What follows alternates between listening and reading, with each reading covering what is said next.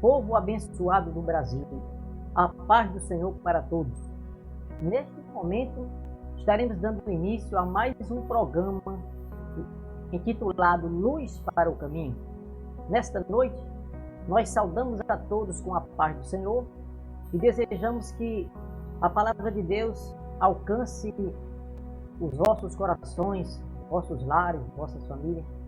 E sem perda de tempo, queridos irmãos e amigos, quero vos trazer uma palavra da parte de Deus nesta noite para o seu coração e para a sua família. Nesta noite eu quero falar sobre as tempestades da vida. O texto que eu escolhi para ler está em Marcos capítulo 37, Marcos 4, do versículo 37 ao 41, onde o Senhor Jesus Cristo diz assim: E levantou-se grande temporal de vento, e subiu as ondas por cima do barco, de maneira que já se enchia de água. E ele estava na polpa dormindo sobre uma almofada. E despertaram-no, dizendo-lhe: Mestre, não te importa que pereçamos? E ele, despertando, repreendeu o vento e disse ao mar: Cala-te e aquieta-te. E o vento se aquietou e houve grande bonança. Queridos irmãos e amigos, a palavra tempestade, ela vem do latim e tem como significado básico tormenta e agitação. É também um estado climático marcado por chuvas, ventos, trovões e até relâmpagos. As tempestades, elas costumam acontecer em diversas áreas da vida. Inicialmente, eu quero falar sobre a primeira tempestade ocorrida na Bíblia. Ela aconteceu no Antigo Testamento, envolvendo o profeta Jonas.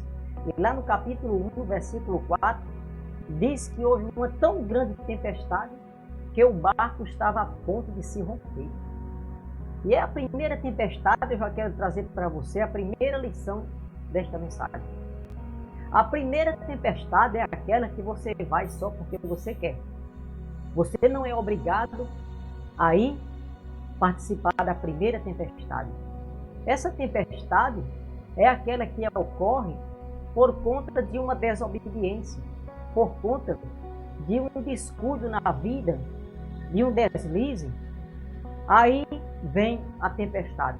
O profeta Jonas, ele poderia muito bem ter evitado aquela grande tempestade.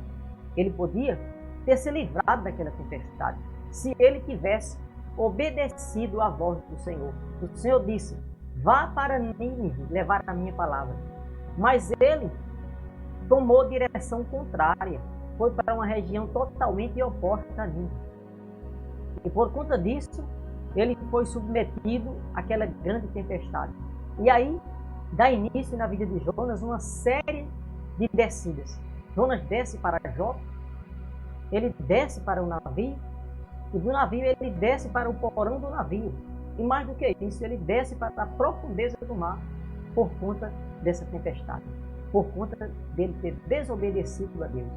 Então a desobediência, ela gera transtorno. A desobediência, ela puxa para trás. A desobediência, ela puxa o cristão para um estado de sofrimento. A desobediência, ela puxa o cristão para um estado de prejuízo, porque para aqueles homens se livrarem daquela tempestade, eles tiveram que se arrepender, eles tiveram que jogar toda a carga no mar, e eles tiveram que fazer uma mão de obra muito grande, queridos irmãos e amigos, para que aquela tempestade desaparecesse. Então Jonas podia muito bem ter se livrado daquela tempestade se ele tivesse obedecido à palavra do Senhor. Já a segunda tempestade, ela está em Marcos capítulo 4, 37. A segunda tempestade é aquela que faz parte do dia a dia. É aquela que o crente não tem como evitar. É a tempestade do dia a dia. É a tempestade do cotidiano. É, por exemplo, uma dor de coluna muito intensa. É um problema familiar. É uma dificuldade financeira. É uma luta no meio da família. Então essa tempestade é aquela que faz parte do dia a dia. É aquela que não tem crente que evite ela. Não tem ser humano que evite essa segunda tempestade. Porque ela é permitida por Deus para testar a nossa fé. Ela é permitida por Deus para testar a nossa crença no poder de Deus. Para testar a nossa confiança no Todo-Poderoso. O Senhor Jesus Cristo, ele estava presente na segunda tempestade. Ele estava no barco com os discípulos. E mesmo assim, a tempestade aconteceu. Talvez você diga, mas eu oro de manhã, à tarde e à noite. Leio a Bíblia e faço jejum. E ainda assim a luta vem para a minha vida. Ainda assim a luta vem para a minha casa. Mas eu quero te dizer que essa tempestade, ela vem para acrescentar a tua fé. Essa segunda tempestade, ela vem para te polir, para te tornar um crente mais saudável, para te tornar um crente mais fervoroso. Essa segunda tempestade, ela vem para te tornar um cristão ainda mais experimentado na obra de Deus. Porque você já faz parte da equipe. Você está no barco com o Senhor. Você está no mesmo barco. E mesmo assim, essa tempestade, ela vem. Mesmo assim, essa tempestade, ela começa a te apertar de um lado e de outro. E você, às vezes, não encontra saída. Mas quando você já não tem mais força, Deus se levanta em seu favor. Foi o que aconteceu com os discípulos, lá em Marcos capítulo 4, 37 em diante. Os discípulos chegaram a clamar, pedindo socorro do Senhor Jesus. E foi aí que o Senhor Jesus entrou em cena e fez uma censura àqueles discípulos e disseram, homens de pouca fé. Chamou eles de pouca fé, porque eles não tiveram capacidade de administrar aquela tempestade. Então essa segunda tempestade, irmãos, nós temos que pedir fé a Deus, recursos ao Senhor, para saber administrar essas lutas, para sabermos administrar essas situações que nos acontecem no dia a dia, porque elas vêm para testar a nossa fé. Elas surgem para nos desafiar no dia a dia, para ver até onde nós podemos ir. E como os discípulos, eles enfraqueceram naquela segunda tempestade, o Senhor Jesus chegou e repreendeu o vento e o mar, ao ponto de despertar a curiosidade dos discípulos, que eles disseram, quem é este que até o vento e o mar lhe obedecem?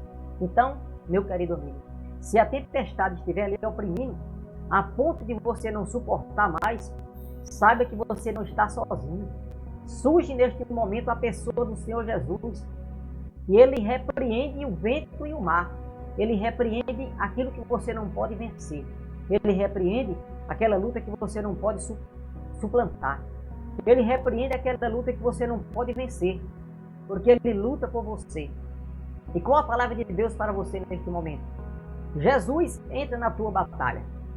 Ele divide o barco com você. Ele não te deixa sozinho. Ele não te deixa naufragar. Ele está do teu lado. Os discípulos se aperrearam, mas o Senhor disse, aquieta-te mar e para vento. O Senhor chegou, despertou com toda a autoridade e repreendeu o vento e a tempestade. Também nesta situação não será diferente comigo e com você.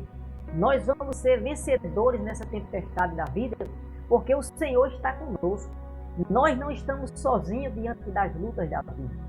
Nós não estamos sozinhos nos vendavais do dia a dia.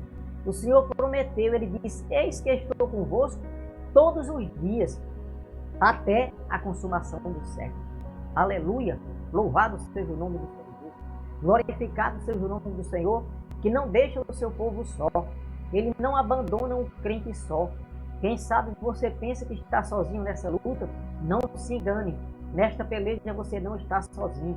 Ele disse a Josafá, nesta luta vocês não têm que pelejar. Olhai, parai, vede o livramento que o Senhor tem para o seu povo. Então, meu querido amigo, medite nesta palavra, porque nesse texto o Senhor quer falar ao seu coração. Ele está dizendo para mim e para você, a tempestade da sua vida não lhe pertence, ela é do Senhor. Portanto, Ele entra na tua luta para te livrar, para te socorrer e para te dar a vitória que você mais precisa. Confia no Senhor. O salmista, no Salmo 37, versículo 4, ele diz: entrega teu caminho ao Senhor, confia nele e tudo ele fará. Louvado seja Deus. Eu agradeço a sua oportunidade e até o próximo programa.